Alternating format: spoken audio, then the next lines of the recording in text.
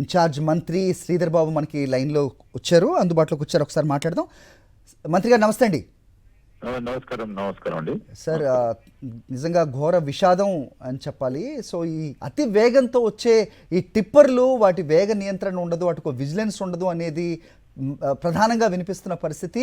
Road విస్తరణ కూడా చేయాల్సి ఉంది అనేది కూడా ఒక వాదనగా వినిపిస్తోంది. శ్రీధర్ బాబు గారు, నిజంగా అయితే విషాదకరం, చాలా దురదృష్టకరం అండి, బాధాకరం. చాలా విషాదకరమైన సంఘటన జరిగింది ఈరోజు.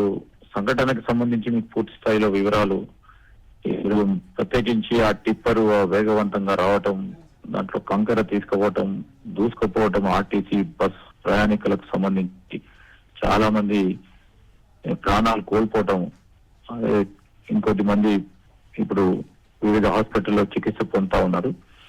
ఈ సంఘటన జరిగిన వెంటనే ముఖ్యమంత్రి గారు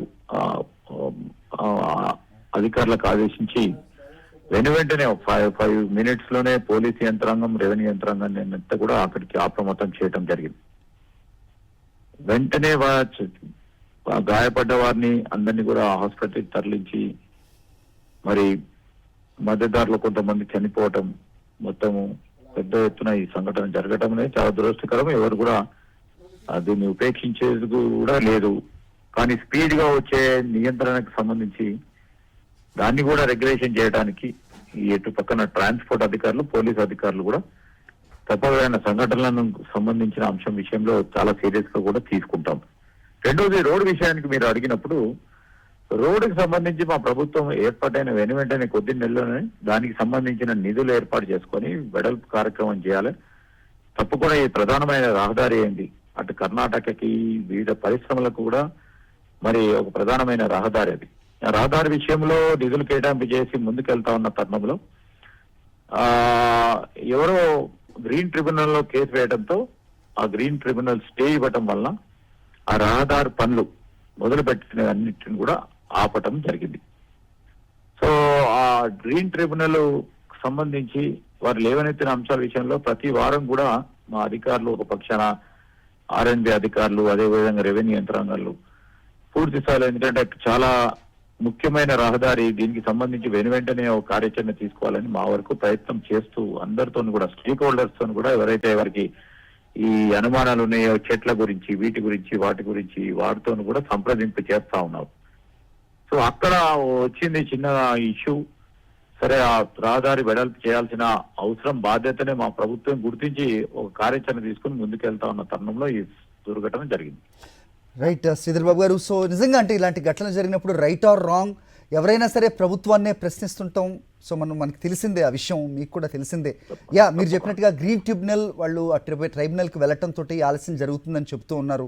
రైట్, కానీ ఈ టిప్పర్స్ని నిజంగా అంటే ఆర్టీసీ బస్సు సురక్షితం, దాంట్లోనే ప్రయాణించండి అంటూ మనం చాలాసార్లు చూస్తూ ఉంటాం. కానీ అలాంటి పరిస్థితులు ఉన్నాయా ఈ రోడ్లపైన? డ్రైవర్లకి ఆ అవగాహన ఉందా అనేది ఎప్పుడు కూడా క్వశ్చన్ వినిపిస్తుంటుంది. అలాగే టిప్పర్స్ మీరు కూడా చాలా సందర్భాల్లో చూసే ఉంటారు.